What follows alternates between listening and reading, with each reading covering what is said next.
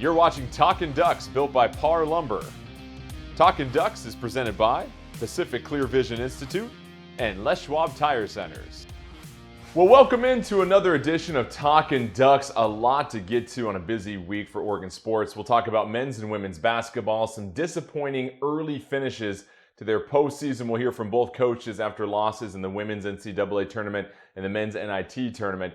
Then Joey Harrington will join us. We'll talk more about the quarterback battle for spring football this season. We'll also catch up with Matt Preem and learn more about the latest recruiting for football, what lies ahead for the future of men's and women's basketball here at Oregon, and then a visit to the Diamond and catching up with Oregon softball and baseball as they are off to hot starts in their conference play. But let's go ahead and get to our opening tip, brought to you by Les Schwab Tire Centers, where they've been doing the right thing since 1952. And let's start with the Oregon women, a disappointing first-round loss to number 12 seeded Belmont, Oregon falling 73-70 in double overtime. It's the earliest exit in the NCAA tournament underneath Kelly Graves, and this was a team that was young and experienced last year that made it to the Sweet 16, and it's Belmont that shocks the Ducks, and in fact, give credit to Belmont. Belmont now on their way to the Sweet 16. But let's go ahead and hear from head coach Kelly Graves about his thoughts not only on the game, but the season and what lies ahead next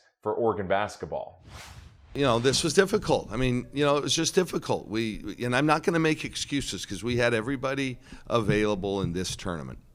But you guys well know we never played with our best team until January.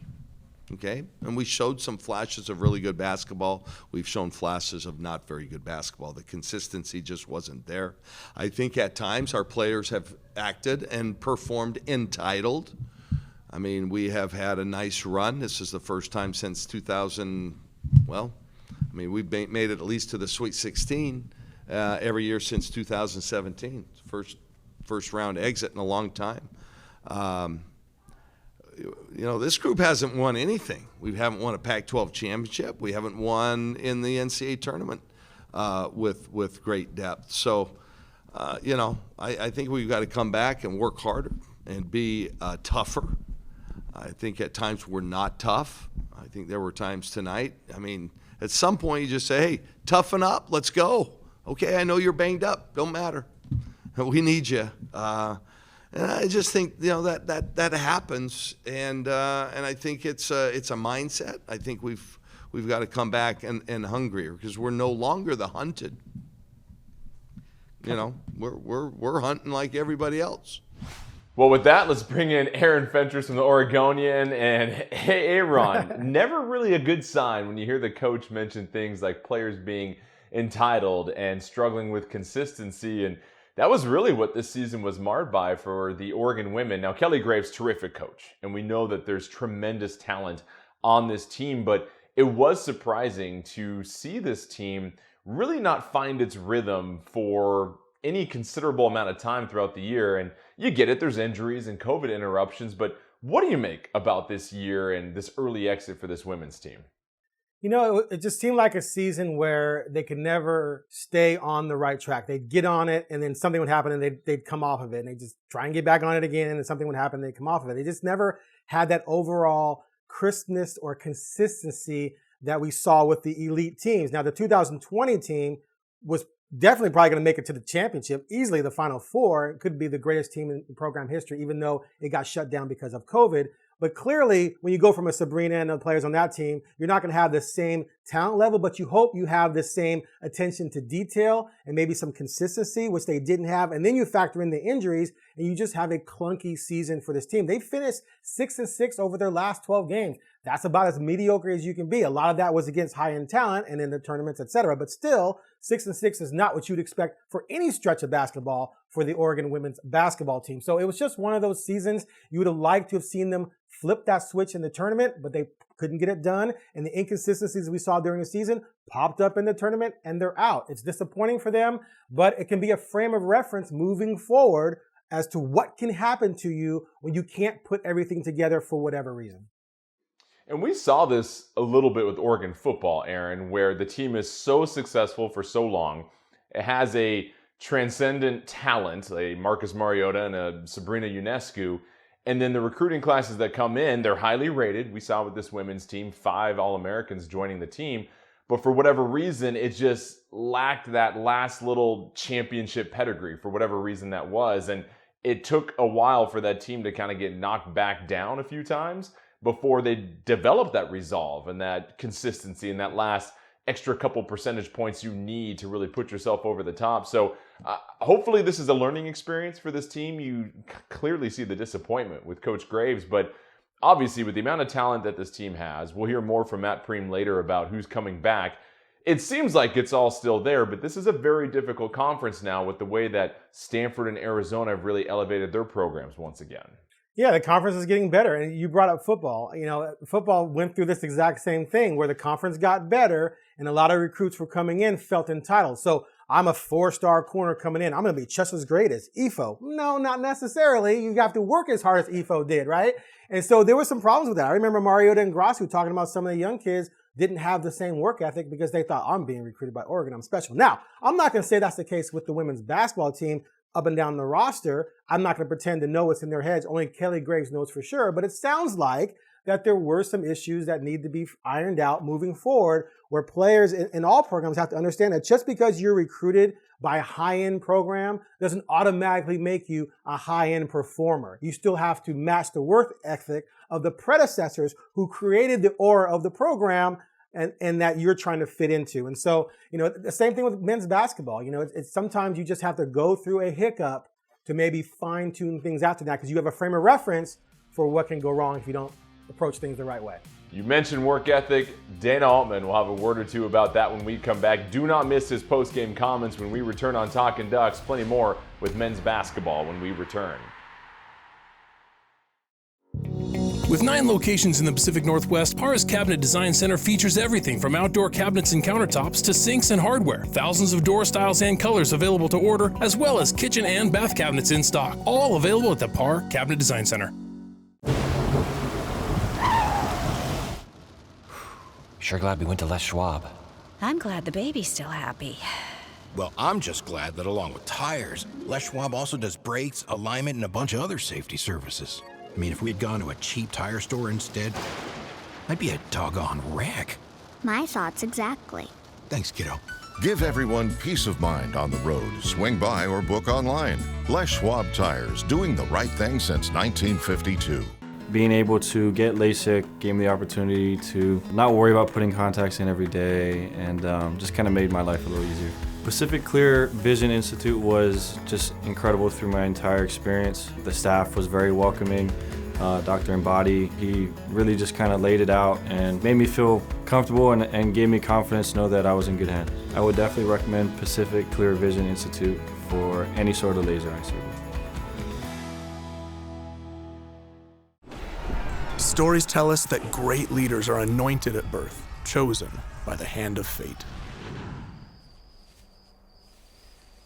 But those are just stories.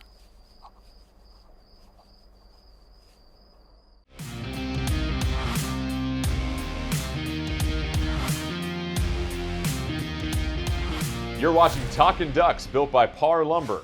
Welcome back. The Oregon men dropping their second round game in the NIT 75-60 to the number 1 ranked Texas A&M Aggies on the road in College Station. And for Oregon, it ends a season of somewhat frustration, of unmet potential. This was an Oregon team that was up and down all year. You saw the highest of highs, back-to-back road wins against top 5 teams, UCLA, USC, but some head-scratching losses, including a double-digit loss at home to Cal. This team ultimately failed to get an at-large bid in the NCAA tournament. Time now for our Thing of Beauty, presented by Dr. Lee B. Daniel and Aesthetic Plastic Surgery. Live beautiful. The game wasn't beautiful, but Dana Altman with some beautiful comments about the value of work ethic afterwards. This isn't rocket science, fellas, because if it was, I couldn't be involved with it. This is who's in the gym, who's putting the work in. You go right down the line. I've never had a good player in 42 years that I've had to ask to come to the gym. Never. The guys who were there are the guys that play. And like I said, if I got to beg them to come to the game, or I got to beg them to play hard, we're not going to accomplish what we need to accomplish. Because if I'm coaching effort, then you'll never have a basketball team. You'll never have a team. And if I got to beg guys to come to the gym, they'll never be players, because you got to want to be there and you got to want to work on your game. And if I got to tell you to go to the gym or beg you to go to the gym to do that, maybe some other coaches have been able to figure it out, but I sure haven't. The guys who have been players at Oregon, at Creighton, at Kansas State, that I've been fortunate enough to work with over 42 years, the guys who are the good players and have really demonstrated that game in, game out, are the guys that bring it every day and are consistent every day with their effort. And it's that old saying, hard work doesn't guarantee success, but the lack of hard work, definitely guarantees you're going to end up on the other end of it. So we're going to have to work. Like I said, I wish I had a magic wand, but I sure don't. We've been fortunate to have workers, Chris Duarte, Eugene. Chris last year, 90% of the time was the first one to practice, last one to leave. Eugene was right behind him. Peyton Pritchard before that. Dylan Brooks, I had to chase Dylan out a few days before a game. I said, "Bud, we got a game tomorrow. Get out of here." I didn't chase anybody out of the gym this year. So Aaron, some strong words from Dana Altman about the work ethic, and you kind of see the undertones of what was really the issue for this Oregon team this year. There was no alpha dog, no leader that really set that tone, and you heard the praise for Quincy Guerrier and his improved play over the last few weeks of the season, but surprising to me that this is the direction Coach Altman goes, because you can tell this was probably very frustrating not to see that on your team, not to see enough of it throughout the year when you feel like there's so much potential that could be met with this team, but the work clearly wasn't put in, it seems like. Man, Dana didn't hold anything back, did he? No. Woo! Look, memo to future Oregon recruits: regardless of the stars by your name, regardless of how great your mama tells you are, if you don't want to work, just don't even bother coming to Oregon, because what has made Oregon successful has not been the 5-star recruits. If you think about it, the 5-star recruits that have come to Oregon, how many of them really accomplished anything on the court? Not very. I mean, King, Bol. They're all one and done guys, Aaron, that didn't really change the trajectory of the program. That's what I'm saying. They just filled a roster spot for a year, averaged 13 to 14 points, and then bounced. And they're forgettable at this point, to be honest. Exactly. Very forgettable. Exactly. And so the guys who made the program great were the grinders, were the guys who got the most out of their talent. He mentioned Brooks, he mentioned Pritchard, Duarte, obviously. Those were guys who weren't necessarily blessed with can't miss talent. They're going to go straight to the NBA in the lottery, but they had enough talent to be successful, and then they built upon that and grinded, and they paid attention to detail, and they were willing to play defense, which is what Altman demands. So the fact that he had a team that didn't want to work to maximize their abilities individually, that also means they're not going to work as hard on defense as you would want them to. They're not going to pay attention to detail on the offense as much as you would want them to maximize possessions. And so now your entire quality is just dropping down, tick, tick, tick. And so you get to the point where you have enough talent where you could upset USC, you could upset UCLA, you could almost beat Arizona, but there's no consistency across the board. So you end up getting blown out by Cal and by Arizona State and other teams, like Washington and Washington State along the way, because you just don't have that heart and that desire to compete day in and day out, game day or not. And so to see the frustration on Altman's face, my God, he just knows. See, here's the thing too. He knows the talent was there for more success, but the work ethic wasn't. He could live with a team that had the work ethic, but not enough talent and fell short, because then he just got to recruit better players. But now you're worrying about, well, who am I getting? Like, I have to be more careful about the guys I bring in. And if they have that switch they can flip every day to be great and try and win the day, go back to football monikers. But anyway, it's kind of interesting to see what happened with this team. Dana will learn from it, and maybe they'll change the way he looks at some recruits. But another thing, here's one more thing I'll say. No matter what, a program is going to hit a speed bump, a roadblock. It's just going to have one of those years like this. We saw it with football 6 or 7 years ago. Women's basketball has experienced it. It's going to happen. Dana Altman will fix this moving forward, I think, pretty easily. Yeah, I think the last thing I'll add on this, it'll be interesting to see the evaluation period for transfers and how that changes now that COVID restrictions have lifted. I've heard Altman say, and some of these coaches say, because of COVID restrictions last year, you didn't get as much time one-on-one with these transfers that you would like to before you get them to come to your university and commit to them for at least the full season. So keep an eye on that development. But I think the program learned something this year, and it'll be very interesting to see what formula Oregon goes with. And you also have to wonder, Arizona, UCLA, their success, the coaching pedigree there, how far ahead of Oregon are they? But to your point, Aaron, Oregon gave those teams games. They swept UCLA this year. So with Altman, I still feel like he's one of the best coaches in the conference, but he just needs to get his types of players back on this team. All right, don't go anywhere. When we come back, plenty more Talkin' Ducks. We will catch up with Joey Harrington, talk more about the quarterback battle for spring ball. Also, we have our bracket coming up as far as the greatest Oregon football team ever. You don't want to miss that. Welcome to your Capital Toyota. From the moment you walk through the doors, we're here for you. Buy, sell, trade. We got you covered. It's everything you need in one place. Great service? Check. Easy to work with? Check. We want you to be happy, and it shows in everything we do. Because we respect your time. It's all the quality and convenience in one package. New or Toyota certified pre-owned. Our people are your people. Capital Toyota. It's your way on the Parkway.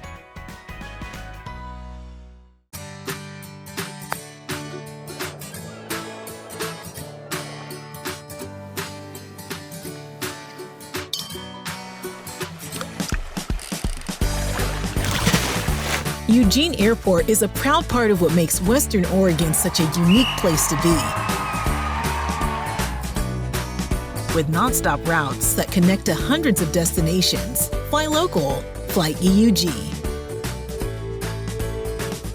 In the heart of the South Willamette Valley, just 12 miles southwest of Eugene, distinctive handcrafted wines are waiting for you at Sylvan Ridge Winery. Sylvan Ridge Wines bring unassuming, casual elegance to your homes, tables, and celebrations, and are best paired with the mainstays of a social gathering: good food, fond friends, and lively conversation. Discover our wines by visiting our tasting room. For a list of events or to plan your visit, go to sylvanridge.com. Proud partners of the Oregon Ducks.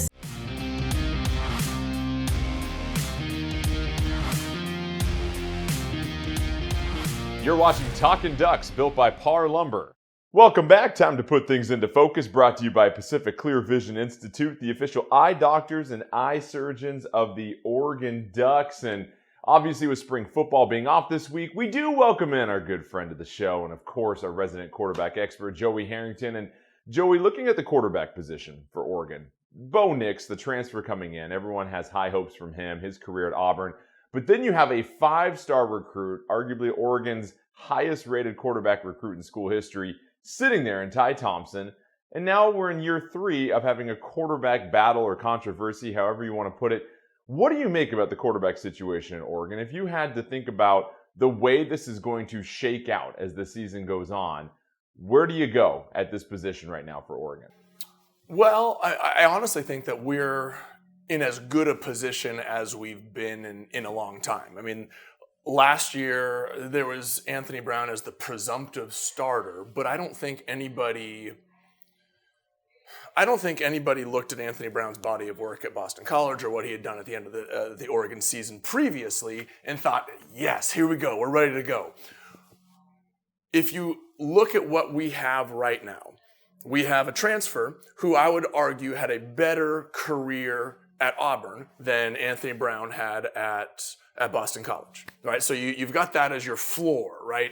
And the ceiling of what exists right now between Ty Thompson, the 5-star guy that everybody has wanted to see, but not only Ty, but Butterfield as well. Correct me if I'm wrong, Aaron. I mean, you're the super recruiting, giving guys stars and dudes kind of guy, but Butterfield was also was he a 4-star guy as well? 4-star, yeah. I mean, these are 2 talented young quarterbacks that, we're making the assumption that, well, just because Ty has 1 more star that, he's going to be, all of a sudden he's the best thing ever. Like, we have 3 quarterbacks right now that have, I won't say experience under their belt, but they're not walking in clean, right? They're not walking in out of the high school field and, playing hairy high school ball anymore. They know what college football is about. So I think our floor is higher in terms of Bo Nix and what he brings, but I also think our ceiling is higher in terms of what Butterfield or Ty Thompson can be. So, I mean, I'm excited. I know there's uncertainty, but I think the ceiling is potentially through the roof for this group of guys. Aaron, your thoughts, because you've got a veteran senior transfer quarterback that faced some of those SEC defenses. They got dudes that the Pac-12 only dreams they could have on the defensive side of the ball versus, again, Ty Thompson, the 5-star recruit that had a chance to be underneath the system last year, didn't really play any meaningful snaps. You do have Butterfield as a wild card. What do you make about the depth of this position? Should Oregon feel good about the quarterback position going into this season? For the first time in program history, Oregon has 2 5-star quarterbacks on the roster. However, one is a transfer because things didn't quite work out at his original school, and the other one couldn't beat out a 6th-year senior who was pretty average. So I think there's like a lot of confusion as far as I'm concerned, like what exactly do they have? There is potential there, but there's nothing to really, hang your hat on right now. For me, the fact that they got Nix just basically reconfirmed what most people were reporting who had any sources on the team at all, that Ty Thompson simply wasn't ready, and that's why he didn't never moved ahead of Brown. So the question is, can he now shift to an entirely different system and improve as an all-around quarterback who can make big-time plays to beat out a veteran guy? Because at least in Nix, you have someone who can play at this level and played decently, but he was never great. He never threw more than 16 touchdowns in the season. He only rushed for 168 yards last year. He has rushing ability, but he hasn't really displayed that. Granted, the competition defensively is going to drop going to the Pac-12, as you just alluded to there, but there's just a lot of mystery and uncertainty going on. For me, still, the best case scenario is that Ty Thompson just clicks and everyone's like, oh my gosh, he's the guy. He's the next Herbert. He's the next Mariota. He's the next Joey. If that doesn't happen, then I think we're going to be in for maybe some uneven play from Nix. Now, the last thing I'll say about this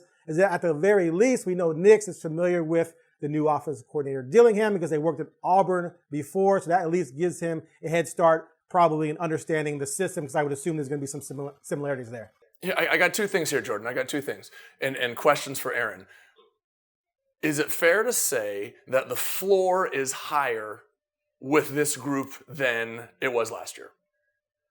Do you feel like absolutely? Okay, Well, once we learned that Ty just wasn't it, or just wasn't ready, then I think the floor is higher now because I think Nix is a little bit better than Brown, and you would hope after a whole year that Ty is going to be better than he was last year. So exactly. So if we're looking at last year's, as a comparison, a team that went to the Pac-12 championship game with a lower floor quarterback position, I automatically see that, if Bo Nix is the guy because the other stuff doesn't work out, your floor is already higher. And you were in the Pac-12 championship game last year. Obviously, there are changes every year.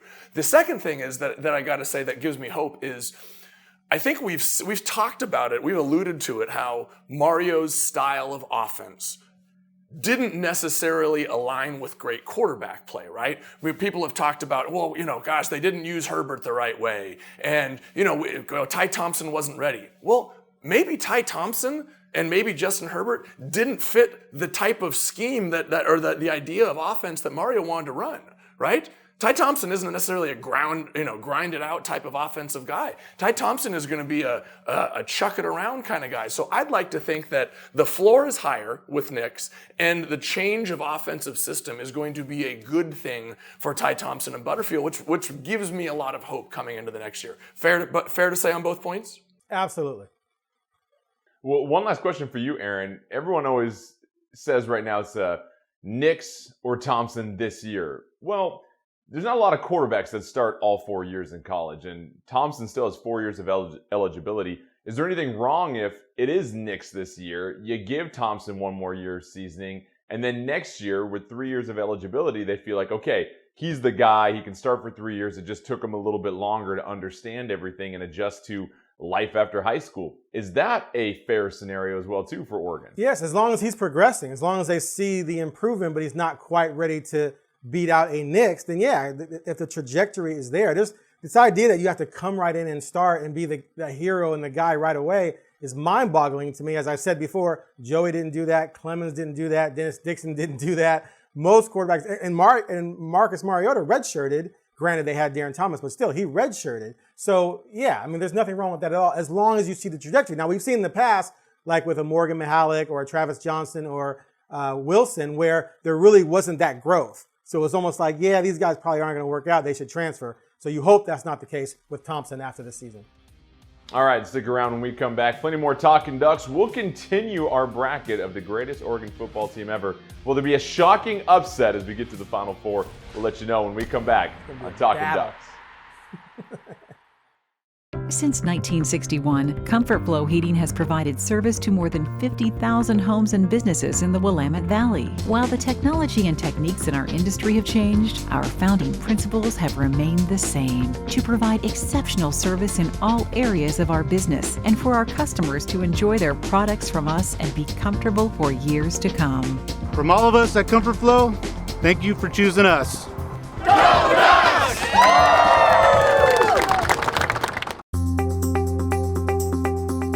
Parr Lumber is committed to providing the best customer service. We provide personal service. We're problem solvers. We're positive and courteous. We're competent and professional. We are committed to delivering exceptional service every time. We're appreciative and we care. We are Parr Lumber.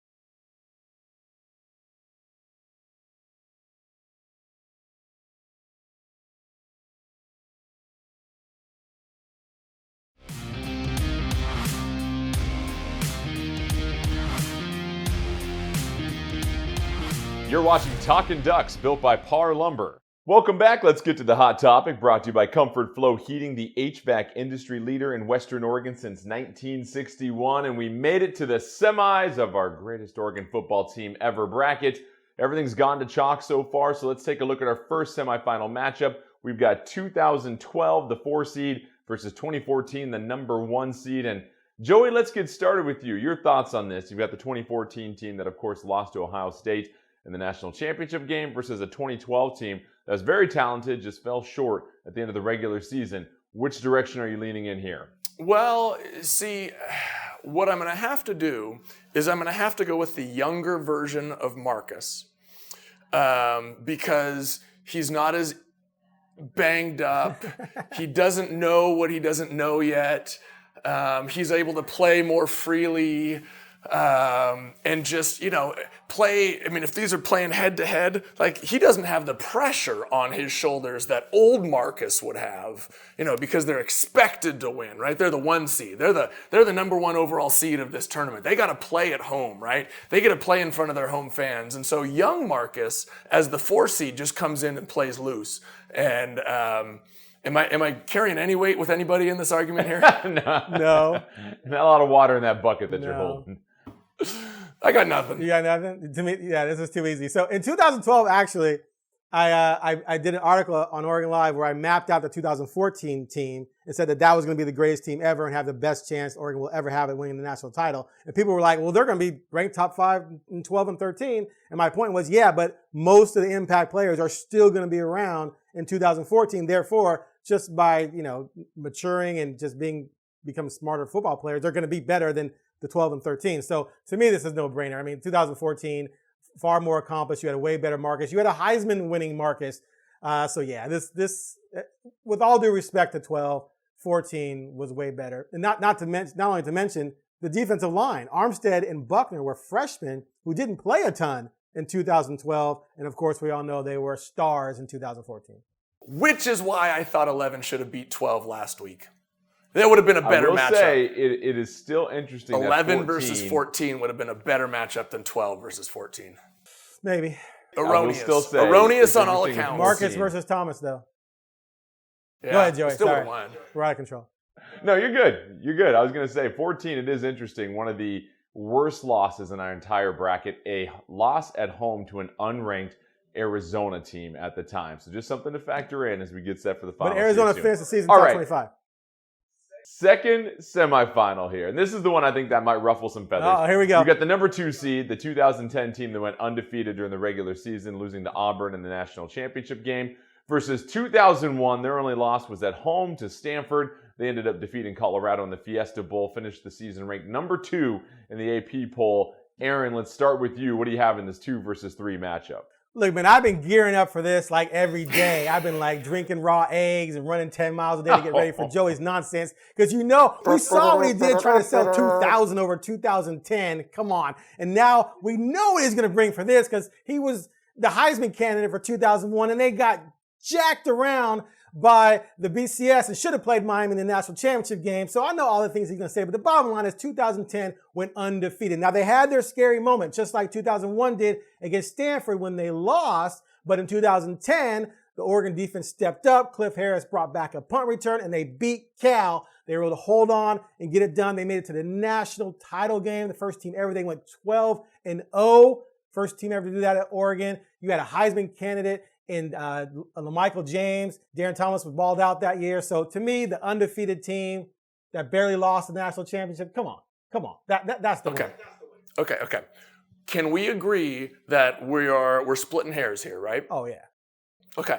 So in situations where you have very even teams, very good even teams, call it 2 seed against a 3 seed, are you going to go with the team that has less success in those games or the team that has more experience and success in those games? And here's my point. The 2010 team played one top 25. There was one top 25 team in the Pac-10 that year, and that was Stanford. The Tennessee team they played was a down team for Tennessee. The one time they played a top 3 team in the national championship game, they lost. When that 2010 team played difficult games, they came up short. The 2001 team,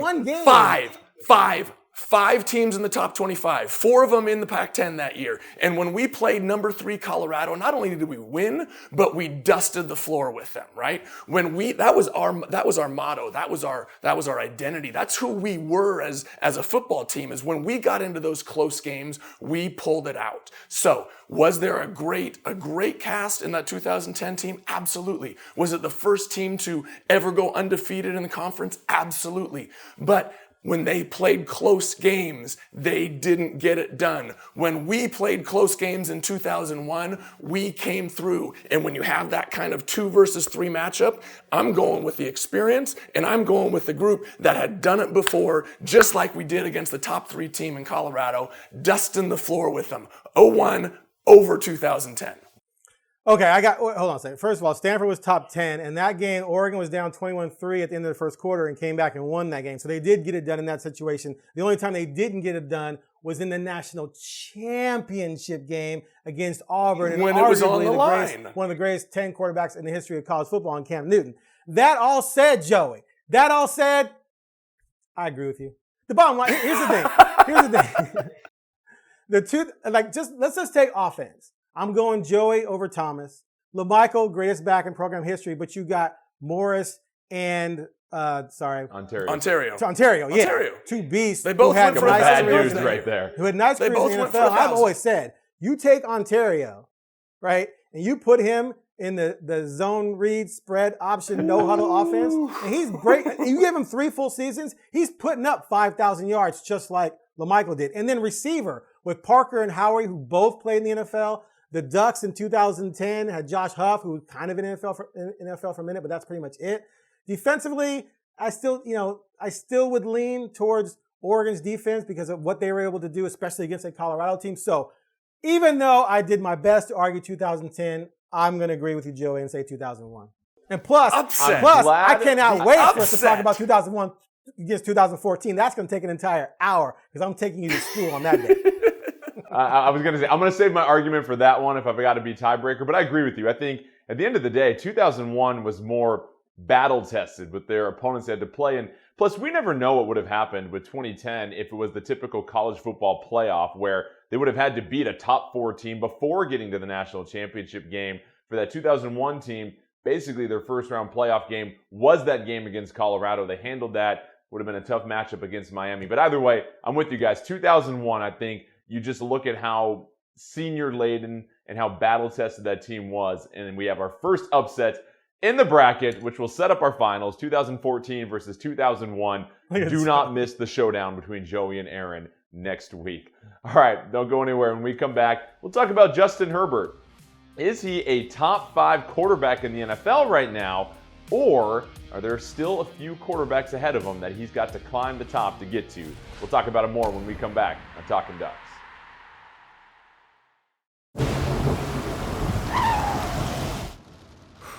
Sure glad we went to Les Schwab. I'm glad the baby's still happy. Well, I'm just glad that along with tires, Les Schwab also does brakes, alignment, and a bunch of other safety services. I mean, if we had gone to a cheap tire store instead, might be a doggone wreck. My thoughts exactly. Thanks, kiddo. Give everyone peace of mind on the road. Swing by or book online. Les Schwab Tires, doing the right thing since 1952. Being able to get LASIK gave me the opportunity to not worry about putting contacts in every day, and just kind of made my life a little easier. Pacific Clear Vision Institute was just incredible through my entire experience. The staff was very welcoming. Dr. Embody, he really just kind of laid it out and made me feel comfortable and gave me confidence to know that I was in good hands. I would definitely recommend Pacific Clear Vision Institute for any sort of laser eye surgery. Sometimes leadership is scary, but so is regret.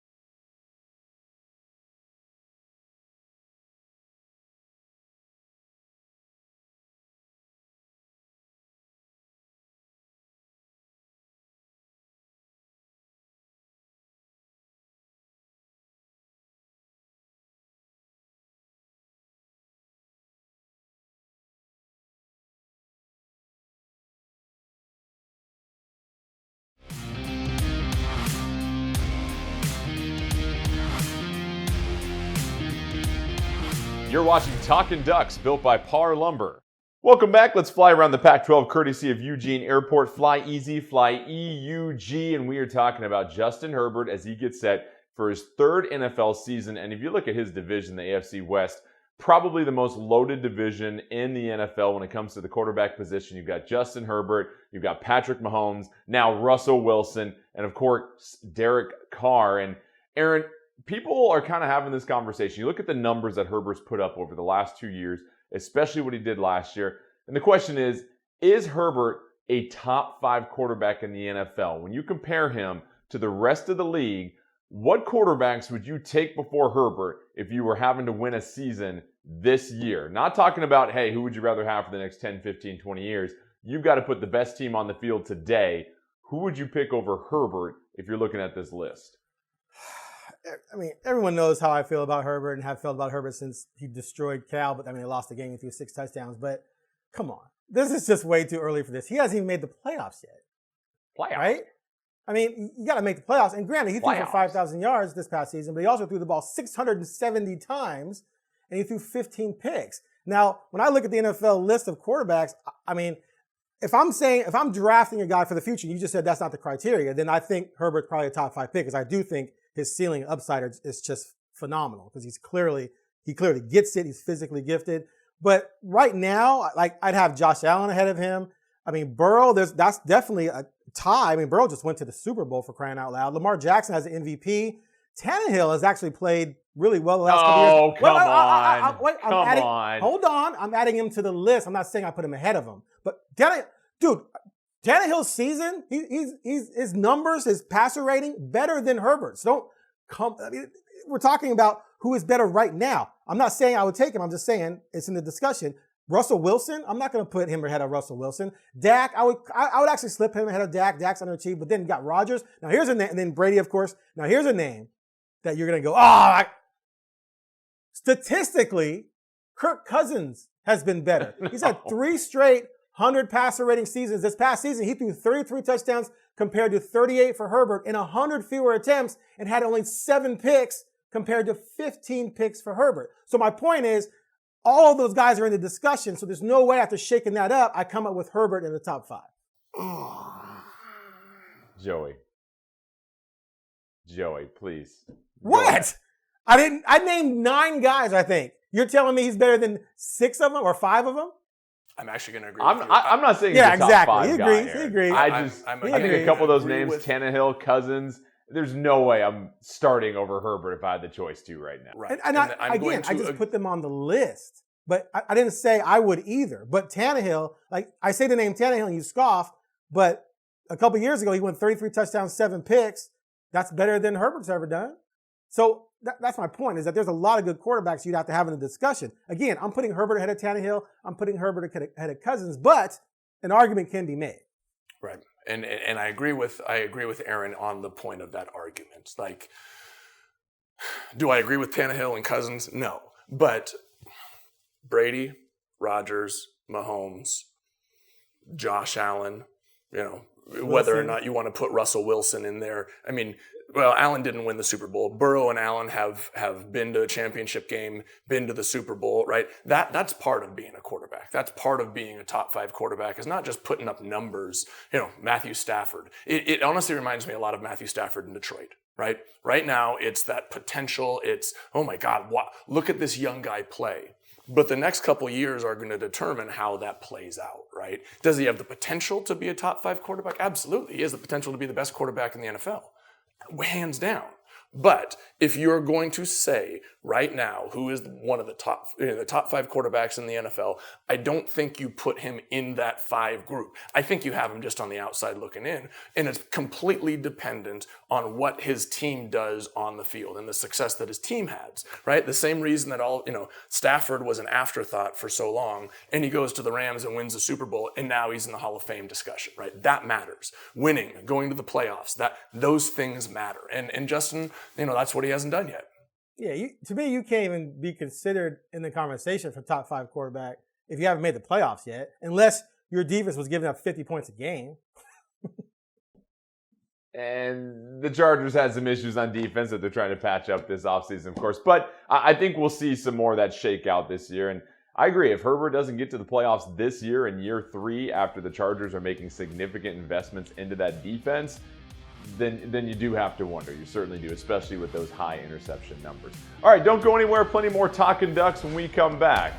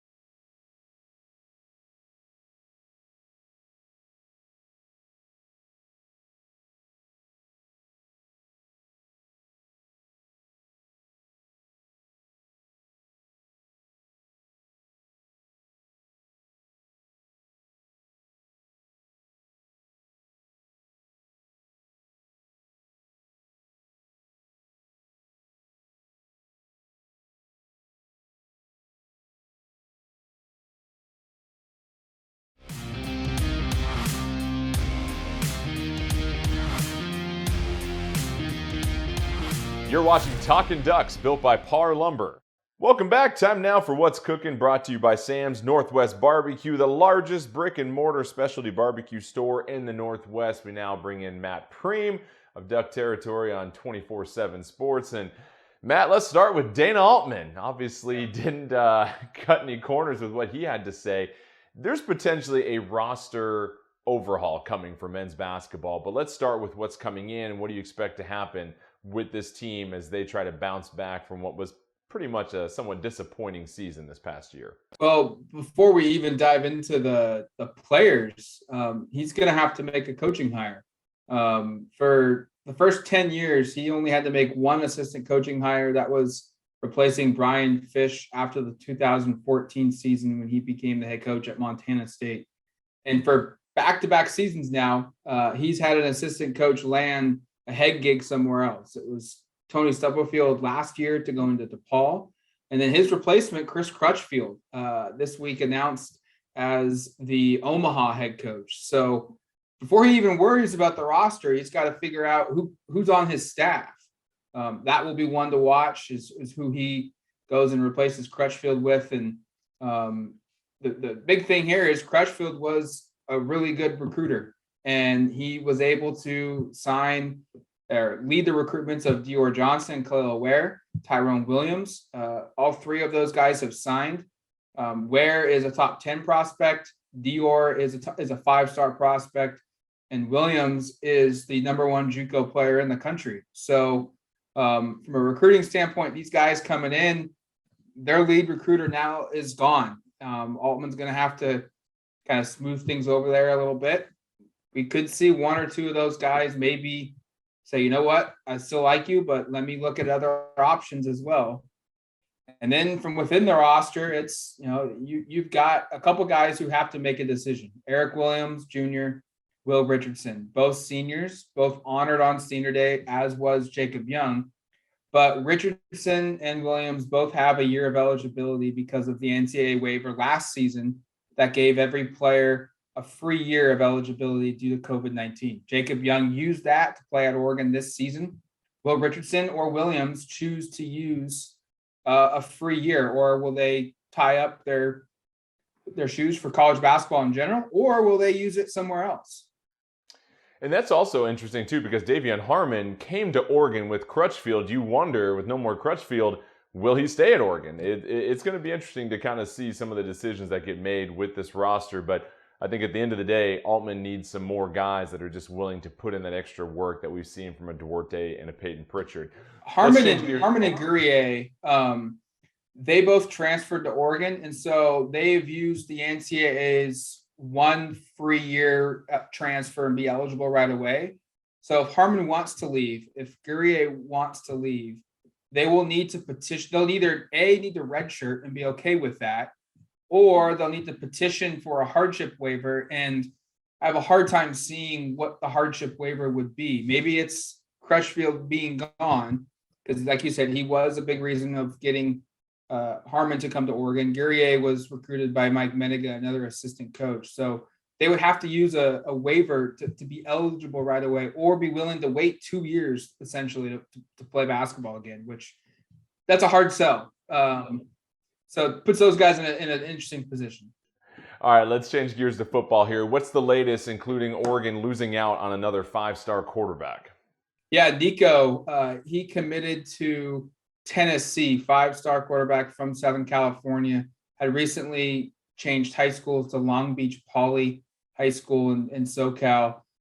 He goes to Tennessee, and this is kind of like the worst kept secret in college football recruiting, because a couple of weeks ago there was a story by The Athletic that came out that did not name names, but said that there was a 5-star player uncommitted in the 2023 class that signed an NIL deal with a collective, with a university for $8 million over a 4-year period of time. And it was very easy after looking at the contract and looking at the details that The Athletic gave and trying not to name the player, that it ended up being Nico.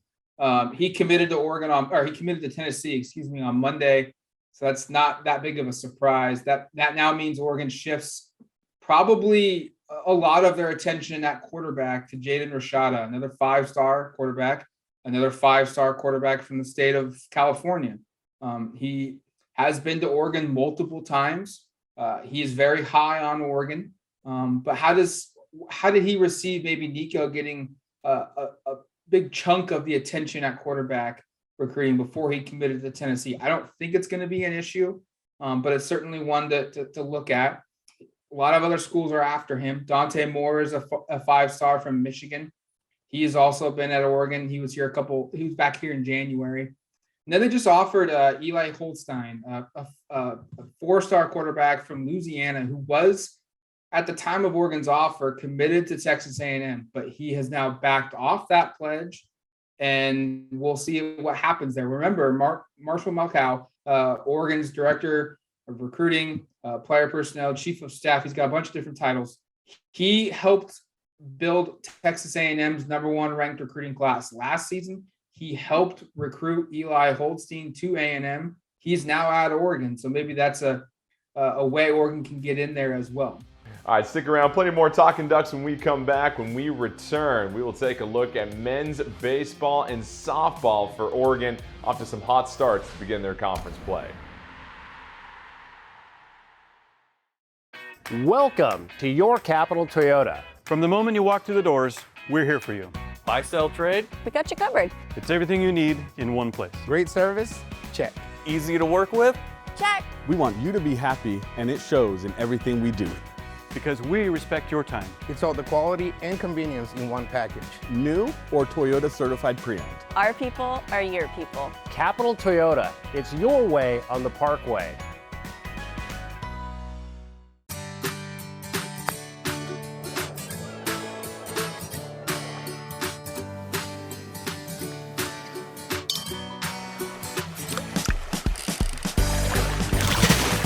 Eugene Airport is a proud part of what makes Western Oregon such a unique place to be. With nonstop routes that connect to hundreds of destinations, fly local, fly EUG. With 9 locations in the Pacific Northwest, Parr's Cabinet Design Center features everything from outdoor cabinets and countertops to sinks and hardware. Thousands of door styles and colors available to order, as well as kitchen and bath cabinets in stock. All available at the Parr Cabinet Design Center.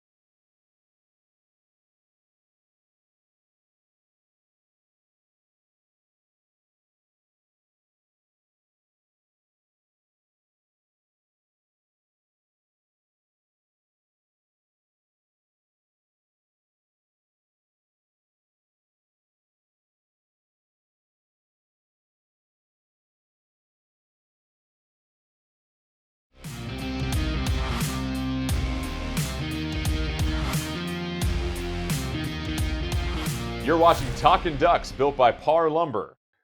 Welcome back. It's time for some excellence off the field, presented by Ferguson Wellman. Ferguson Wellman taking a disciplined approach to investing. And how about the number 11 Oregon softball team? They swept a doubleheader against Utah on Saturday in Salt Lake City, winning their first Pac-12 series of the year, 2-1, and improving 21-4 overall. You love the start that this team is off to so far. And as we know, the Pac-12 is loaded when it comes to talent in softball, so this is very impressive to see the Ducks flying so early. Baseball, another impressive display for this team here. They swept Utah PK Park over the weekend. They improved to 5-1 in Pac-12 play and moved into sole possession of first place in the Pac-12. So certainly getting it done on the diamond are the Ducks. Now it's a long season still, but this is very encouraging to see these teams returning talent and coming off what they experienced last year to now even really step it up another level. And we talked to the coaches, and they were very excited about what they could possibly see this year, but you didn't expect it to form this quickly so far this year. Well, it's time for us to have a toast brought to you by Sylvan Ridge Winery, proud partners of the Oregon Ducks, and Nyara Sabali, potentially going to go to the WNBA. We've heard her name tossed out there as a potential top 5 pick, and if that's the case, you wouldn't blame her. Coming off that dominant 31-point performance in the loss against Belmont, really exploded in the second half of the season. And you have to wonder, her sister plays in the WNBA already. She dealt with some injuries at Oregon. She spent already several years as a Duck. You got to go when the iron's hot. And I don't think she can really improve her stock anymore next season at Oregon. Really, her only risk is possibly getting hurt again. So we'll see, and we'll hear from her as far as what she decides to do. Of course, if she does come back, the Ducks are reloaded once again for a potential deep tournament run to bounce back from this disappointing season. But if she leaves, no one will blame her, and we'll wish her the best. That'll do it for this edition of Talkin' Ducks. Next week, spring football practice resumes. They'll come back from the spring break time off. We'll give you an update from there.